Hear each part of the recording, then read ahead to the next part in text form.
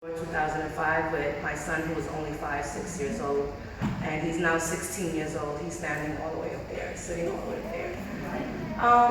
But yeah, I was just a regular Brooklyn girl doing what I do, didn't finish high school. When I turned 27, decided to go back to get my GED.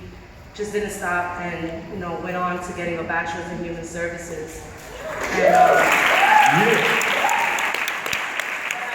And my mom come here from Puerto Rico at 15 years old with me, not knowing not a lick of English and failing the GED test 2-3 times and still pushing through it. She stands today with the master's in early childhood. So I guess for me,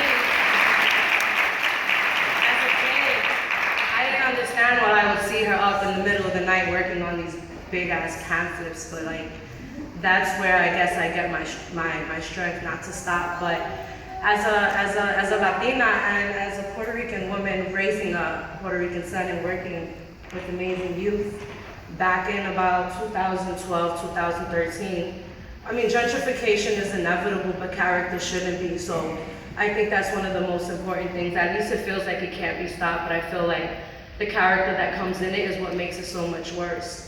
So as the area started changing, I was like, this is cool, this is diversity, but it becomes a problem when you no longer get to be a part of that scene and you're the one who created that scene. So displacement is real. Black and brown communities have been displaced from the beginning of time. That's how America came to be what it is today. It's the biggest form of displacement. Gentrification is a new colonialism. Gentrification is racism. Someone asked me the other day and said, well, you should be proud about gentrification because gentrification is what made you do and start these, start these movements in your community. I'm like, whiteness doesn't control what I do inside my body. The warrior inside of me was like, you need to stand up. So basically what happened was that my block has been completely taken over by condos. And there seems to be this sense of community and what community really means. And what's coming in now is not community, it's displacement. And my kids were playing and they were running up and down the block, playing the things we always play in Brooklyn, right? The ones in Brooklyn that are from here actually know what I'm talking about. Manhunt, freeze tag, Johnny Pong, and all that good stuff. And somebody called the cops. And their excuse, a white woman called the cops, and her excuse was, I didn't pay this much money to hear kids play. Right, that's how I felt. Yeah. Then I became angry, but when people of color are angry, it's not valid. But I'm here to tell every person of color in this room that your anger is valid.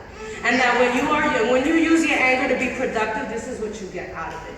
So instead of being just angry, because I refuse for anyone to tell me that I can't be angry, I decided to be productive and start a youth program called Educated Little Monsters. So what happened was that Elm is very youth-led. They basically do what they want. I'm their bodyguard to make sure that you don't get in their way. I was a single mother for a very long time, and I don't think I understand what real oppression was until the white influx came into our community. Allyship is something that's very real, so I'm speaking to the white people in the room today. You need to speak to your friends. You need to be more of a voice, and you need to learn not to take up so much space. And I say that with every humbleness in my heart. I don't say that to separate anyone. I say that because it's real, and I say that because it's necessary. Allyship is important because that's the only time the government cares is when white people stand up with us. So you have a social responsibility in our community just as much as we do. And another thing is that since we're talking about gentrification and policing, you have to understand that when a white influx comes into our community, police brutality also heightens. Just like that lady decided to call the police on a bunch of 12, 13-year-olds, which Josh in the black t-shirt is one of them who was there that day, and it was his little sister's birthday. You don't have the same interaction we have with the police. You absolutely don't. And it's almost impossible for me to understand how do white people feel more safer in our communities and how beautiful they are, but I'm still scared about my son walking to the train station at 5 o'clock in the morning just because he wants to go play basketball. So those are the things that I want people to think about and to understand that it's not saying that we don't want you in our community, but we need you to understand that it's our community. And before it's my community, it's their community. So allyship, you need to talk to your friends. You need to be more inclusive in the things that you're opening up in our communities. If you're building something in my community and I don't feel comfortable in it, it's racist. Bottom line. It's just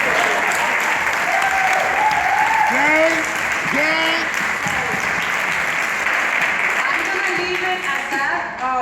My name is Jazo. They call me Jazo Brooklyn. My motto is I'm coming for everything they said we couldn't have, and I'm giving it back to them. So Brooklyn is not for sale. And my job is to make the youth in this community understand that nothing comes before them.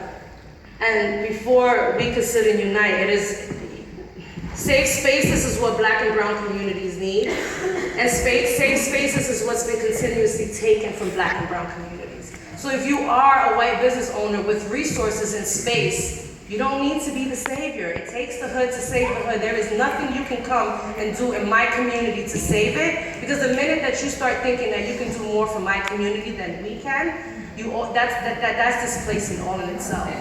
So all I'm saying is to open up your ears, open up your hearts, and listen to the stories that are being said. And if you see anger, you see anger.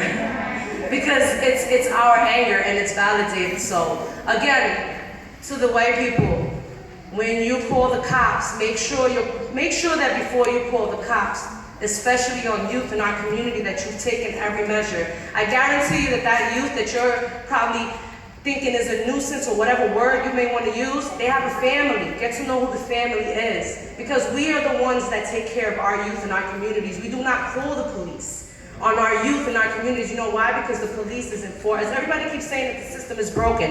It is not broken.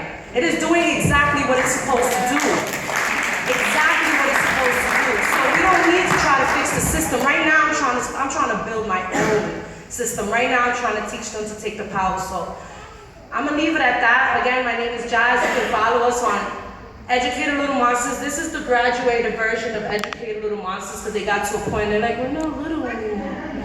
And I'm like, all right, so Monsters of Brooklyn, and they was with it. So this is Monsters of Brooklyn, and they are my hearts.